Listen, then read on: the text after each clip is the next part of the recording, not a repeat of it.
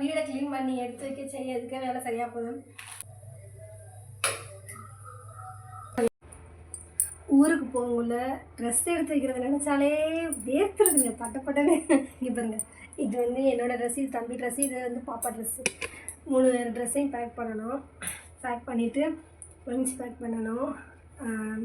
வீடெல்லாம் வந்துட்டு க்ளீன் பண்ணி ஒதுக்கி வைக்கணும். இவ்வளோ வேலை. ஃப்ரிட்ஜை க்ளீன் பண்ணணும். பயங்கரமான வேலைங்க. ஊருக்கு போகிறோன்னு தான் சொல்கிறோம். ஆனால் அதில் பாருங்கள், நம்ம எத்தனை வேலைகள் கவுண்ட் பண்ணால் லிஸ்ட்டு பெருசாக போய்கிட்டே இருக்குது. அந்தளவுக்கு கவுண்ட் பண்ணிக்கணும். ஆனால் என்ன பண்ணுறது, ஓட வேண்டிய காரியம் திருவிழா ஃபெஸ்டிவலுக்கு போய் தானே ஆகணும். ஆனால் இதில் என்னென்னா, எந்த சேலை எடுத்து வைக்கணுன்ட்டுங்க தலை சுற்றுது எனக்கு.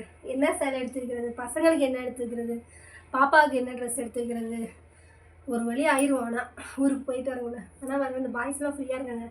ஆனால் அவங்க ஈஸியாக சொல்லிடுறாங்க, நீங்கள் வீட்டில் இருந்துட்டு ஃப்ரீயாக இருக்கீங்க, நிம்மதியாக இருக்கீங்க. வீட்டில் இருக்க நம்மளாம் நிம்மதியாக இருக்கோம். நீங்கள் சொல்லுங்கள் ஃப்ரெண்ட்ஸ்.